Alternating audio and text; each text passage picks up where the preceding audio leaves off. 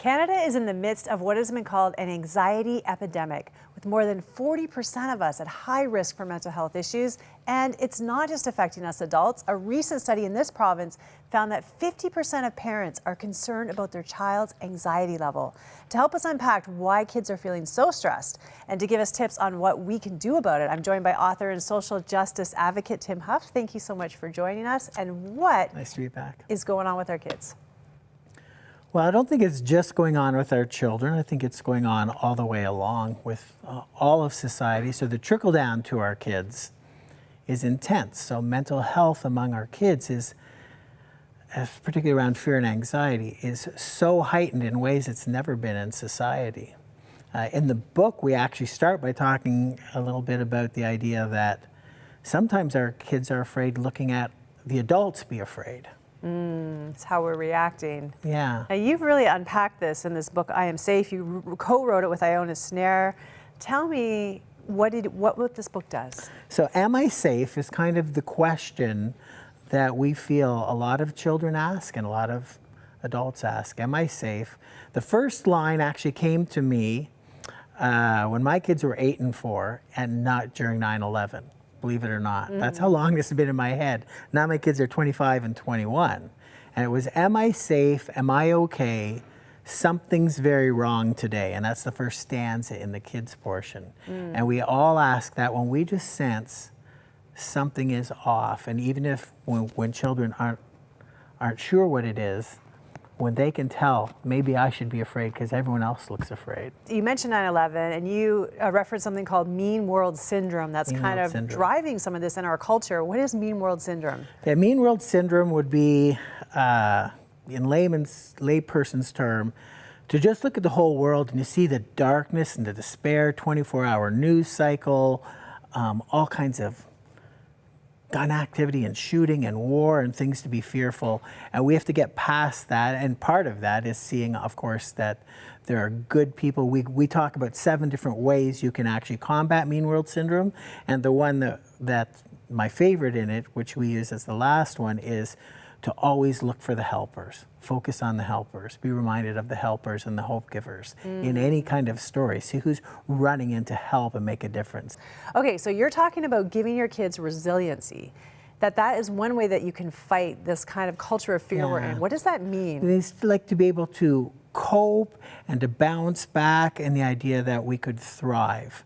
And how do we get our young people from feeling burdened and taken back and withdrawn and terrified to a place that they come back to a place of maybe a bit of a ground zero in their wellness. And then eventually the idea is always thriving. I mean, even the idea of compassion is the idea not just that we endure together, which is what the etymology of the word compassion means, but that ultimately we endure together so that we could thrive together and be well together. And isn't helping other people, moving in compassion, part of helping us with our mental health when we're not getting stuck on ourselves kind of in a way?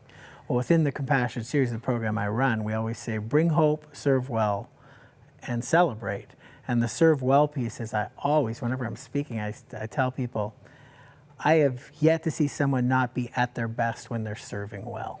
It brings out their own health. You think about, we're talking about giving kids skills. You talk about that a lot in the book. Give them skills. Don't just, give them compassion, but actually help equip them.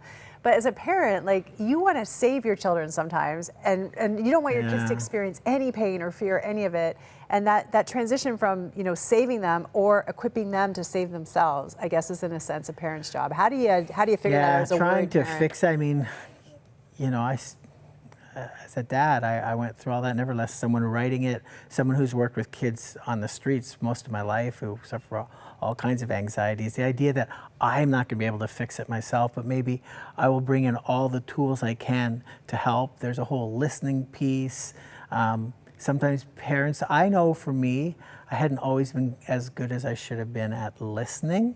I was so busy trying to fix that I wasn't actually hearing everything that was coming in. It is, when I've done some speaking on this, workshops on it, I was surprised at the first one. I had to change actually what we were doing at the end because after a little discussion time, so many adults, once they'd heard some of the concepts about even like Maslow's hierarchy of needs, if you can't get past the safety and security place, you'll never get to the confidence and the belonging place and stuff like that. And in tears, the parents would start to say, okay, I've done everything wrong. And so we had to have a time of where I would share time to forgive yourself. Yes. And just start to a big part of work to parenting. get it as right as you can, not to carry this weight. We're trying to move forward in that. Okay, we're almost out of time, but I Sure. want to leave. One of the things I loved about this book is that you give activities that parents can do with kids that help to give them those skills and that Yeah. equipping. What is one thing a parent watching this can do right now to help their kid fight anxiety and fear?